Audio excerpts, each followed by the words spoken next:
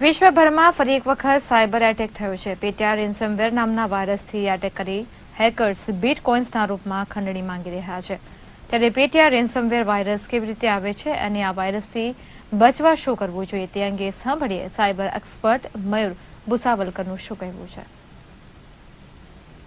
પહેલા આપ જાણો છો કે એક રેન્સમવેરનો પાછો એટેક થયો. હવે આ રેન્સમ એટલે શું? ખંડણી. અને જેમાં યુઝર્સ પાસેથી ખંડણી માંગવામાં આવે છે. યુઝરની ફાઇલોને લોક કરી દેવામાં આવે છે અને ખંડણી માંગવામાં આવે છે. આ એક રેન્સમવેર આગળ આપણે 2 મહિના પહેલા જોઈ ચૂક્યા છે. આજે નવો રેન્સમવેર આવ્યો, તેનું નામ છે પેટિયા રેન્સમવેર. રેન્સમવેરના મિત્રો 3 પ્રકારના. આ MBR, M એટલે માસ્ટર, B એટલે બૂટ અને R એટલે રેકોર્ડ. માસ્ટર બૂટ રેકોર્ડ નામનો આ એક રેન્સમવેર છે જેનું નામ છે પેટિયા રેન્સમવેર. પેટિયા રેન્સમવેર એટલો ખતરનાક છે વન્ના રેન્સમ જે આગળ આવ્યો વન્નાક્રાય રેન્સમવેર કરતા. એનું તમને એક ઉદાહરણ આપું. વન્નાક્રાયની અંદર શું થતું હતું કે તમારું OS ઓપરેટિંગ સિસ્ટમ આખું લોગિન થઈ જતા હતા તમે, અને ત્યારબાદ તમને તમારી ફાઇલોનો ઉપયોગ કરવા માટે અટકાવવામાં આવતો હતો. પણ આ જે પેટિયા રેન્સમવેર છે એ માસ્ટર બૂટ રેકોર્ડ હોવાને કારણે શું થાય છે કે તમારા વિન્ડોઝને જ એ શું કરી નાખે છે? એન્ક્રિપ્ટ કરી નાખે છે. પરિણામે તમારું વિન્ડોઝ ચાલુ થઈ શકતું નથી. અને વિન્ડોઝ ચાલુ થઈ શકતું નથી પરિણામે શું થાય છે કે તમે તમારા કમ્પ્યુટર પર એક પણ કાર્ય કરી શકતા નથી. હવે આ પેટિયા રેન્સમવેર કેવી રીતે આવ્યો? તો પેટિયા રેન્સમવેર આવવાના એક તો મેલ અટેચમેન્ટમાં એવી ફાઇલો કોઈ દિવસ ડાઉનલોડ નહીં કરવી જોઈએ કે PDF,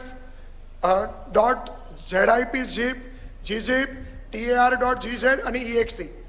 આવી ફાઇલો જો તમારા મેલ અટેચમેન્ટમાં આવેલી હોય તો તમારે ફરજિયાતપણે એને એન્ટીવાયરસ સોફ્ટવેર દ્વારા સૌથી પહેલાં એને સ્કેન કરો, અને સ્કેન કર્યા પછી જો ઓથેન્ટિકેશન મળે તો જ તમે આવી ફાઇલો ડાઉનલોડ કરો. સાથે પેટિયા રેન્સમવેર આવવાનું સૌથી અગત્યનું માધ્યમ ને જે સોર્સ છે ને તે ઈમેલ જ છે. તમે એવા એક પણ વ્યક્તિનો ઈમેલ ના મેળવો કે જે અનઓથેન્ટિકેટ હોય તમારી માટે, અથવા એવા એક પણ ઈમેલ એડ્રેસ પરથી તમે ઈમેલ ના ડાઉનલોડ કરો કે જે અનઓથેન્ટિકેટ હોય, અથવા એ ડાઉનલોડ કરતા પહેલા એ વ્યક્તિ ઓથેન્ટિકેટ છે, એ ઈમેલ એડ્રેસ ઓથેન્ટિકેટ છે કે નહીં તેને ચેક કરો, અને પછી જ એને ડાઉનલોડ કરો અને એન્ટીવાયરસ સોફ્ટવેર દ્વારા એને ચેક કરો. હવે આ રેન્સમવેર જે છે પેટિયા રેન્સમવેર, એ પેટિયા રેન્સમવેર શું કરે છે? એક તો તમારા કમ્પ્યુટરની અંદર આવે અને જેવું તમે એને એક્ઝિક્યુટ કરો એટલે એ ઓટોમેટિકલી શું થશે? તમારી ફાઇલોને શું કરવા લાગશે? ઓટોમેટિકલી એન્ક્રિપ્ટ કરવા લાગશે, એટલે અવાચ્ય સ્વરૂપમાં પહેરવા લાગશે. તે વખતે એક વોર્નિંગ આપશે કે વિન્ડોઝ તરફથી વોર્નિંગ મેસેજ આવ્યો છે. કહો કે ભાઈ તમે તમારા કમ્પ્યુટરને પ્લગ ઇન ના થવા દો. બીજું કે તમે તમારું કમ્પ્યુટર બંધ ના થાય તેનું ધ્યાન રાખો. મિત્રો, ખરેખર ઓપરેટિંગ સિસ્ટમ તરફથી આવો કોઈ મેસેજ કદાપી કોઈ યુઝરને મોકલવામાં નથી આવતો. આ હેકર્સ દ્વારા મોકલવામાં આવેલો મેસેજ છે. અને ખરેખર જો આવું કંઈક થાય તો અચાનક તમારે કમ્પ્યુટરને શું કરી દેવાનું? બંધ કરી દેવાનું, અને હાર્ડ ડિસ્કને સિસ્ટમમાંથી કાઢીને એન્ટીવાયરસ સોફ્ટવેર દ્વારા સ્કેન કરીને પછી જ પાછી નાખવાની, તો તમે રેન્સમવેરના એટેકથી બચી શકો છો.